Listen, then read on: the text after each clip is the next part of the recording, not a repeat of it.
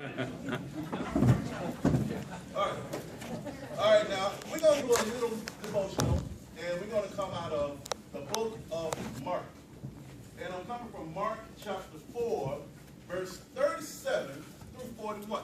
Now, I'm going to read this, and a lot of folks, y'all might be familiar with this. This is when Christ was on the boat, and he was chilling, right? He was just asleep, trying to just get a little bit of rest.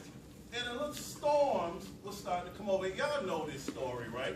And the disciples in the boat were all upset and scared and waking the Lord up while he's trying to get some rest. So y'all don't mind if I go on and do this right quick, do you? No. All right, let's get it. Verse 37. And I'm coming from the King James Version of the Bible, and it says, "And there arose a great storm of wind, and the waves beat into the ship, so that it was now full. And he, Christ, was in the hinder part of the ship, which is in the back, asleep soundly on a pillow. And they awake him, and they say unto him, Master, carest thou not that we perish?" So they're afraid. So have anybody been asleep, and your little brother, your little sister come in, and they how annoying is that? It's annoying, okay? Now let's continue. "And he arose and rebuked the wind and said unto the sea, Peace, be still. And the wind ceased, and there was a great calm. And he said unto them, Why are ye so fearful? How is it that ye have no faith?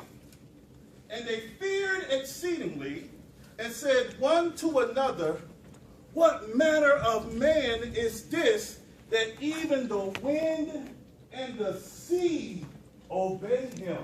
Now, can y'all imagine, 2,000 plus years ago, imagine you on this boat, and this dude done said he the son of God. Let's just be real, okay? And he done did a couple of miracles, and you see it for yourself. But if you're on a boat, this small boat, maybe about 6 feet wide, maybe about 12 feet long, and you're sleeping, and there's a storm going on, it's raining, it's thundering, the wind is blowing, water coming up here, fish jumping into the boat because they're scared too. Okay? And this dude is asleep. He is chilling because he's tired. Okay, he's been doing miracles all day. That takes a lot out of you. And then he just... Now, my thing is, if you have witnessed these type of miracles happen, would you still be afraid if the guy performing the miracles was sleeping next to you? Let's just be honest as human beings. Raise your hand. Come on, I'm raising both my hands. I would have been scared too. Well, the reason why I want to talk about this is because even in our lives in 2015, we got storms that happen. And storms that really don't make no sense. Storms that don't need to be happening in our life, and we wondering, why is this storm happening? Am I right or wrong? Anybody else can have some storms like that? Okay, we all go through it. Now let me tell you about one of these so-called unnecessary storms that happened in my life. And I didn't have Christ sleeping next to me. I didn't have that luxury, but I had to call on him for a minute. So this is way back, and I don't want to age myself, but this is, let's just say, the early part of the 90s, okay? I had already graduated high school. Things weren't going well with me at home with my mom, so I got kicked out of my mom's house. So I'm downtown on Peachtree Street, and I'm homeless. I was homeless for a while, and I was sleeping on Peachtree Street. And I'm not bothering anybody. I'm sleeping just like our Christ was on the boat, not bothering nobody. It's cold outside, and I found me a comfortable place to lay down, and been looking for a job all day, looking for a job all night, and couldn't find one. But I finally got so tired, well, I just laid on down. And I went to sleep. But you know how sometimes when you're sleeping, you can still hear things going on around you? I mean, if you do raise your hands, yep. Yep, all right. So I was sleeping, and 4 kids from Georgia Tech University. I knew they was from Georgia Tech because they had the Letterman jackets on, and they were very, very proud. And these are some rich kids, okay? And they said, look at the poor dude sleeping on the street. And they all got around me while I'm sleeping. And get this, here comes the storm. The homeless part wasn't the storm, this the storm. While I'm sleeping, 4 kids decided to urinate on me. Okay? Now, it's a lot of brothers up in here. There's a lot of men up in here. But somebody decided to urinate on you. What's finna happen? I'm just saying. What's finna happen? It's finna go down. Let's just be real. Okay, I mean, I know I'm asleep. I know I'm tired, but I ain't that tired. Okay? So I get up, and I'm a big dude. I get up, and they're like, oh, God. I'm like, oh, yeah. So they take off running right around the corner on Peachtree Street, and I'm chasing all 4 of them, and they way down APD. Now, what you think finna happen in the early 90s, 4 rich, let's just say it, white kids and a big old black homeless kid chasing them. They said, this kid is trying to rob us. APD flipped the lights on, I got handcuffs on, and they said, and the officer said, why are you trying to rob them? I said, I ain't robbing them. They freaking peed on me. The urine is still coming down. You can't see that? And so the kid said, well, officer, you know how they are. You know, he peed on himself. He peed on the top of his own head. Now, you know something. I know this is church, and I ain't going to disrespect the house of the Lord, but I'm very gifted in places, but I ain't that gifted where I can just pee on the top of my head. Let's just be real. Let's be honest. Okay, catch up. Okay. All right, so anyway, I get hauled off the jail. And I'm sitting there in the holding cell. Now, anybody who's never sat in a holding cell before, trust me, that's not really a very entertaining place to be. Okay, am I right or wrong? All right. So I'm sitting in the holding cell, and a sergeant comes out, and he said, come here. And I'm like, what? He said, you didn't pee on yourself, did you? I said, no. Duh, I didn't pee on myself. He said, well, I'm going to let you go because I don't want you to get processed, because once you're processed in, you're going to have a record, and it can maybe destroy the rest of your life. So how about you just try to stay out of trouble and leave these little kids alone? Okay, now you know what I wanted to say.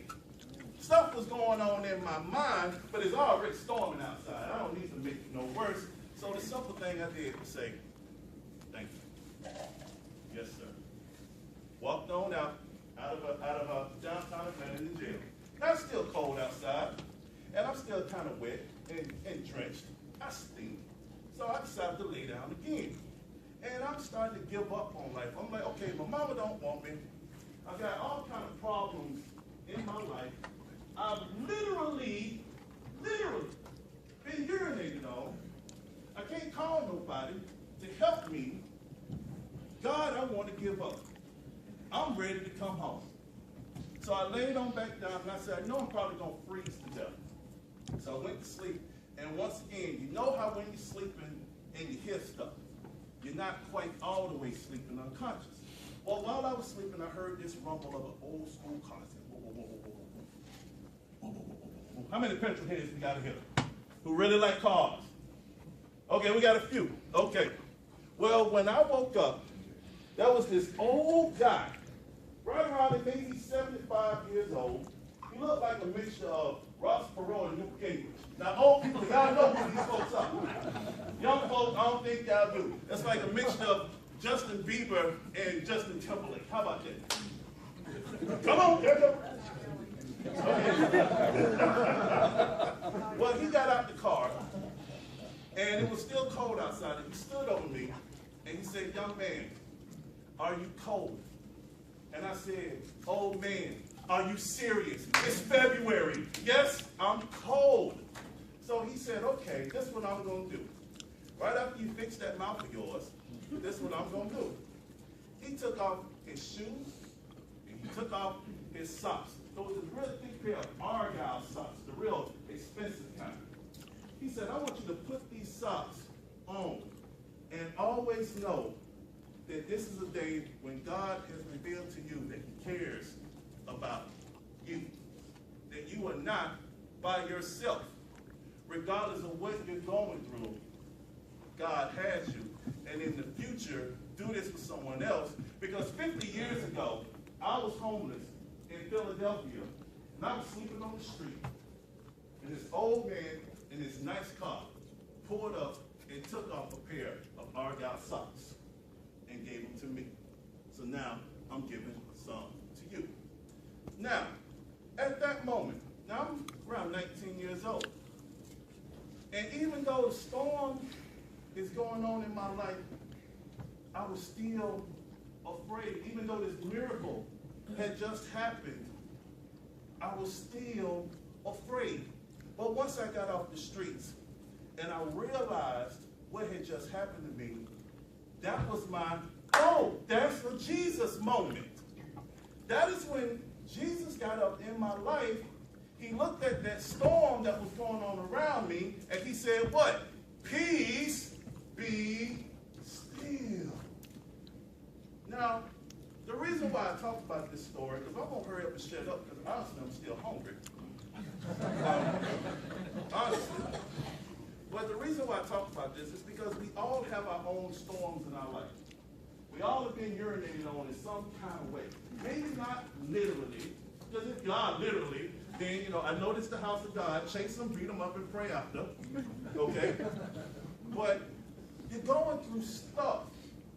And everybody got their own stuff. But I just want to say to everybody, regardless of the fact that you think you might be on your own ship, you still got Christ right here with you. Whether you realize it or not, just call on him. And he will say, peace be still in your life. Believe it, get empowered by it, move forward with it, and help somebody else get through theirs. Because the more people you help, you'll be surprised how much power you get back. Am I right or wrong? Am I right or wrong? Somebody say amen. I need an amen.